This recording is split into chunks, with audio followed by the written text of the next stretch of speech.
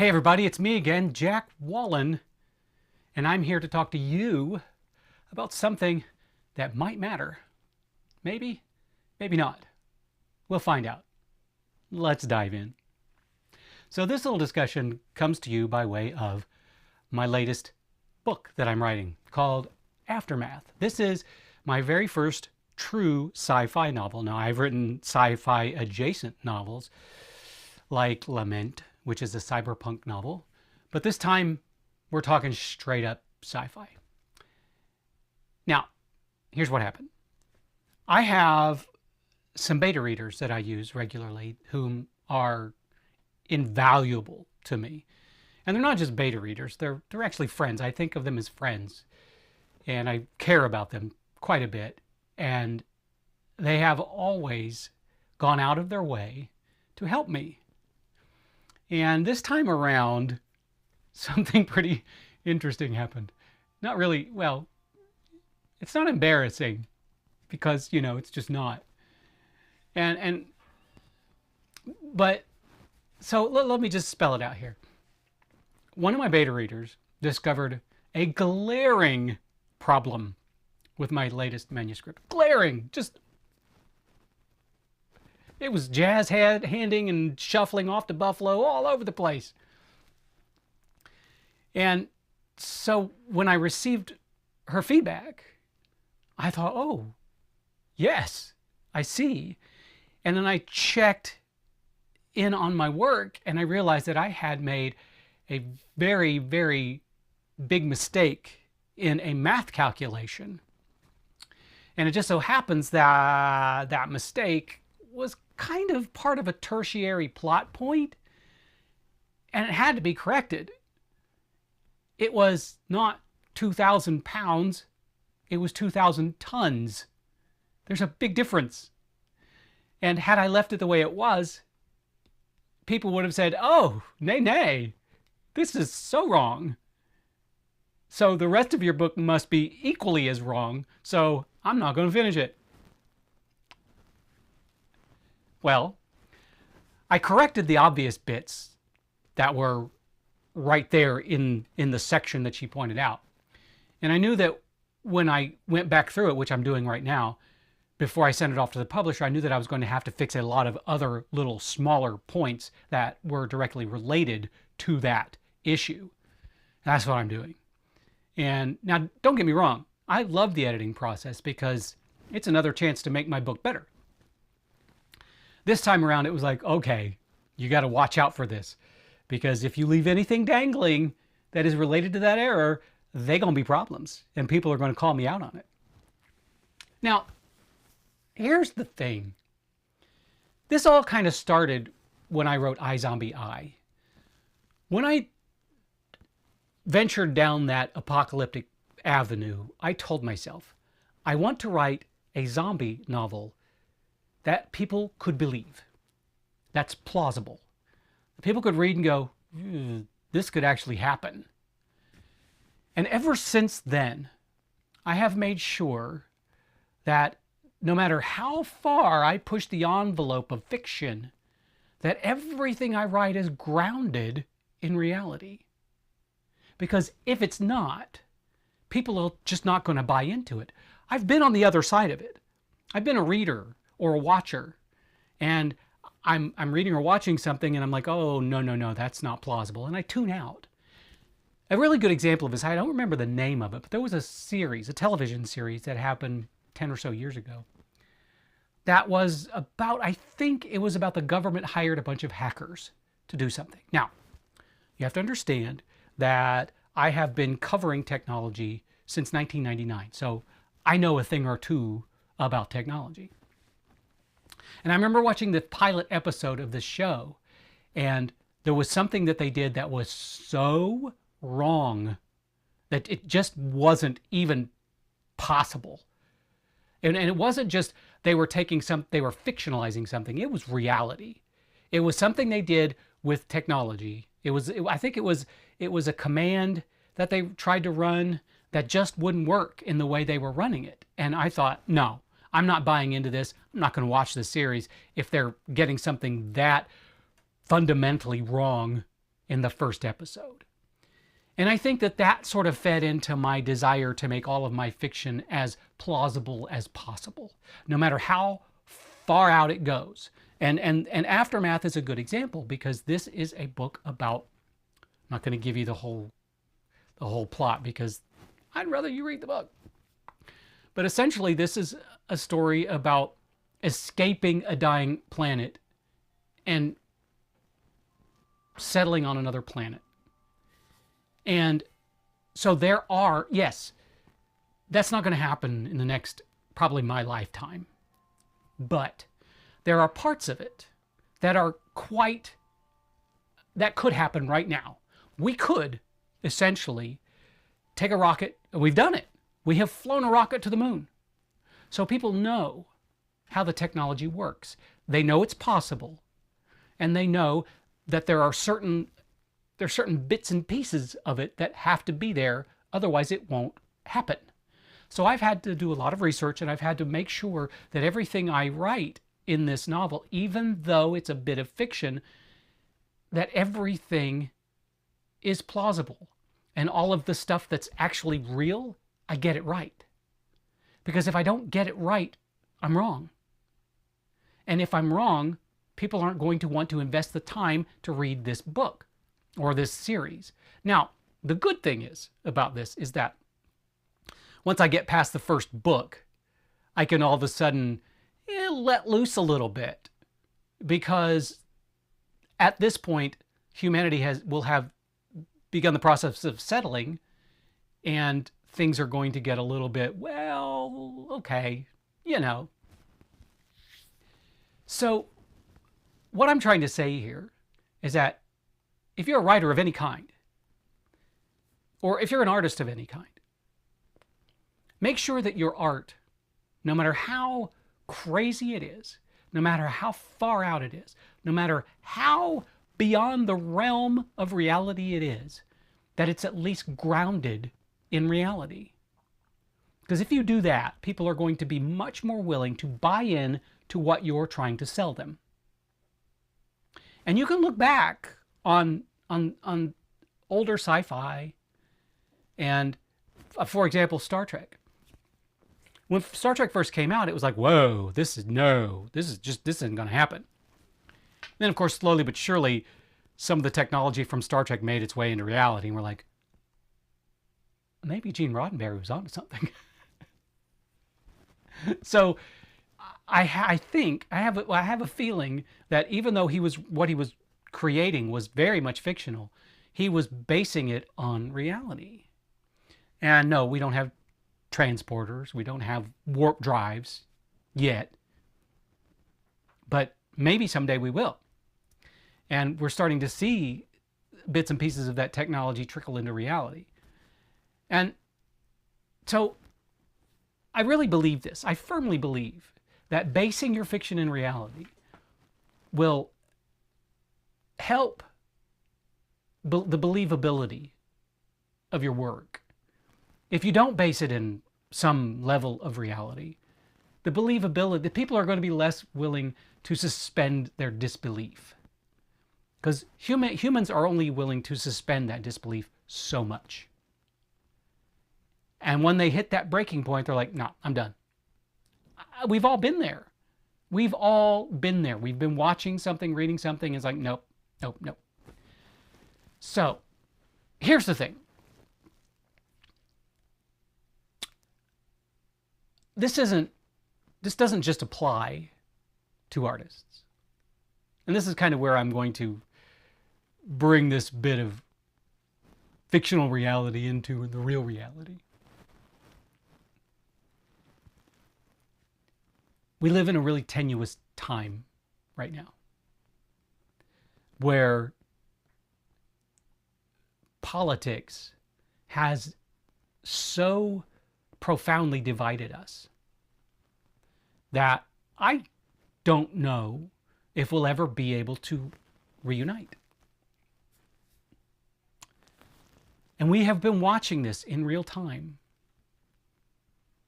I'm not going to say misinformation, because misinformation is just a kind way of saying lies. Because it's either information or it's lies. I think it's either truth or lie. And I don't know why. Well, I think I know why the media started using the term misinformation instead of lying. Probably because of lawsuits. I guess you're less likely to be sued if you're calling somebody a perpetrator of misinformation rather than a liar. But the problem is we have a lot of people in society that are feeding that beast. And what makes that easy is social media. And it's very easy. You're scrolling through social media, you see something that somebody's posting, you're like, oh, that fits into my narrative.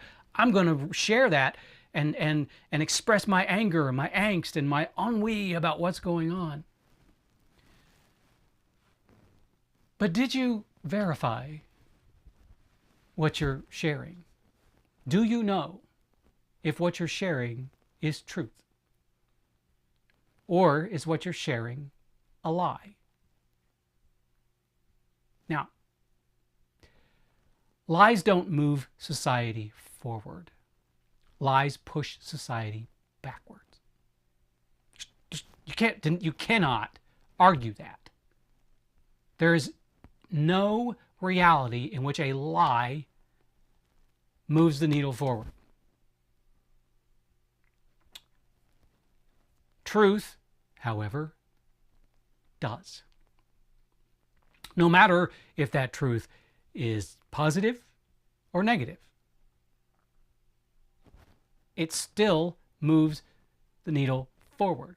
Because if you share something that is true, that also happens to be negative or bad or, stress-inducing, it at least allows people to go, okay, this is happening. What do we do? But if what you share is a lie, and people look at it and go, this is happening, what do we do?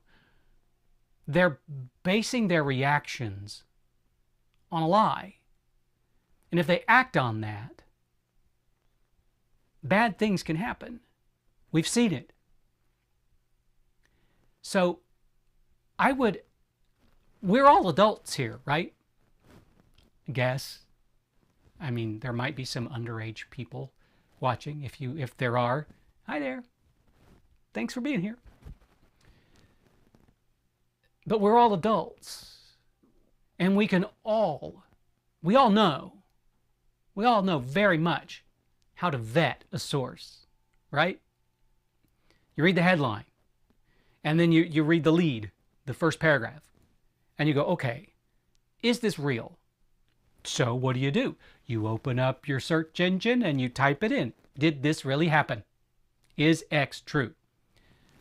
More than likely, you're going to find out pretty quickly whether or not the thing that you were about to share was real or not. And if it's a lie, don't share it. If it's true, share it.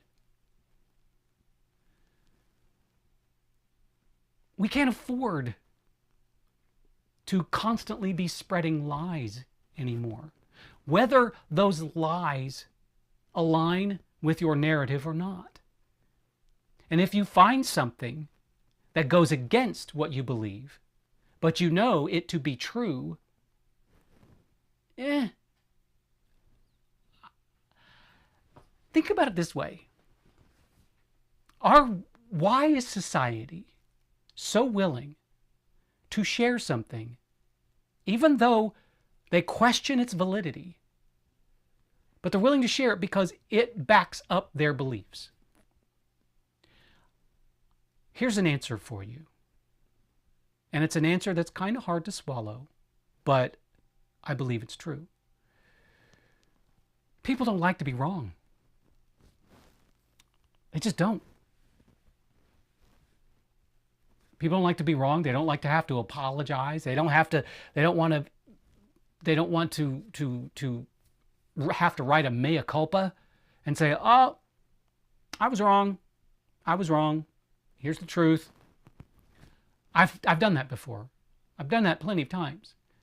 where I have posted something or wrote something that was discovered to not be true, and I had to write a retraction or a mea culpa and say, okay, I was misled. This is the truth. That says more about you. It says more good about you than you sharing a lie. Because when you get caught in a lie, if you're not willing to make amends or retract that lie or admit that you were wrong, that says a whole lot about you as well.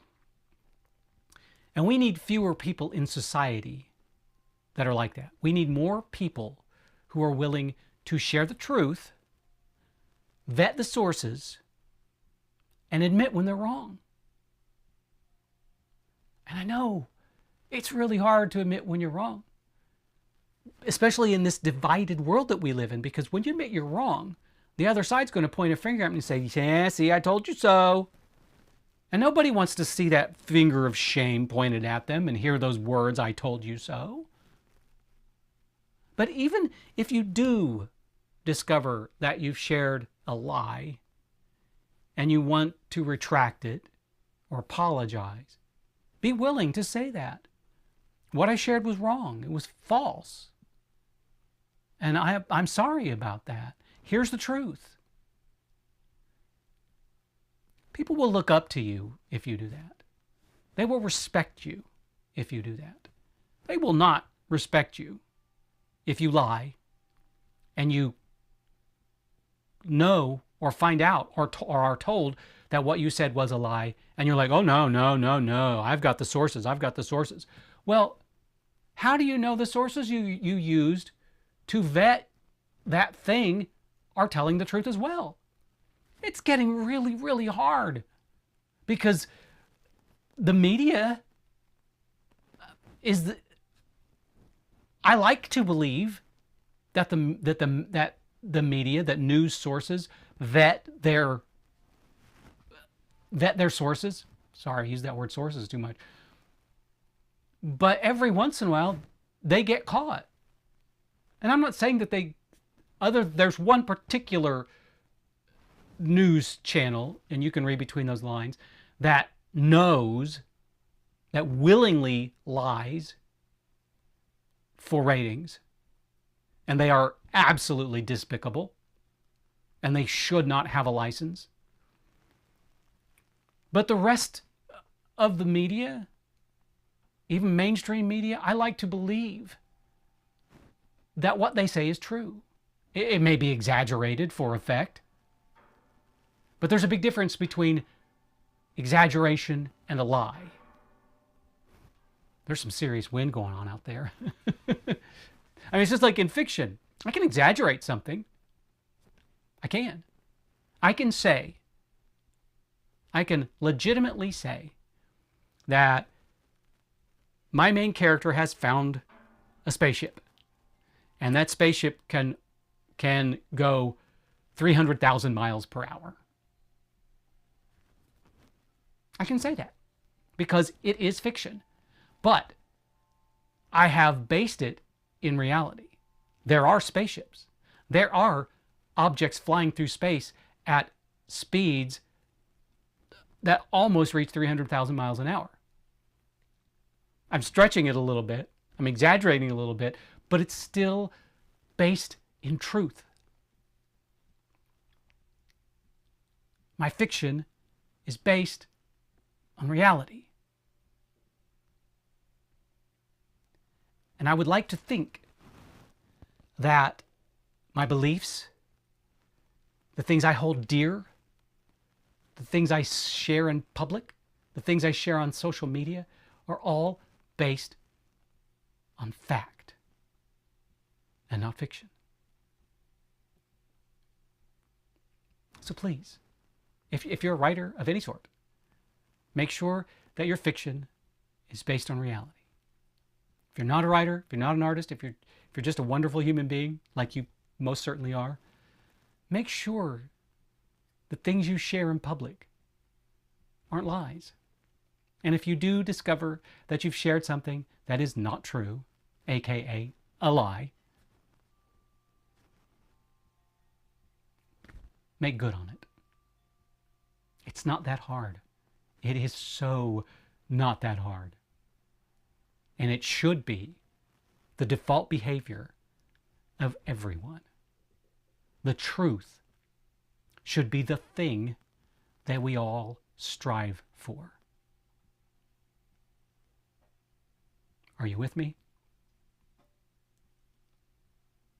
So, the last thing I'm going to say is thank you, beta readers. You are absolute rock stars. And I'm not just talking about my beta readers. My beta readers are amazing. Beta readers everywhere. You're amazing. What you do might seem thankless, but we hold you with such high esteem and respect, and we know how valuable your input is. And to all of you people who are not beta readers or writers, to all of you people who actually take the time to make sure what you're saying in public or in social media is true, bless you. We need so many more of you. Anyway, thank you so very much for giving me a moment of your time. I know how precious it is because I'm stupid busy. So I know how hard it is to kind of fit these videos into your day or your evening or whenever. Thank you. I hope that you and everyone you know and love have a wonderful and truthful day.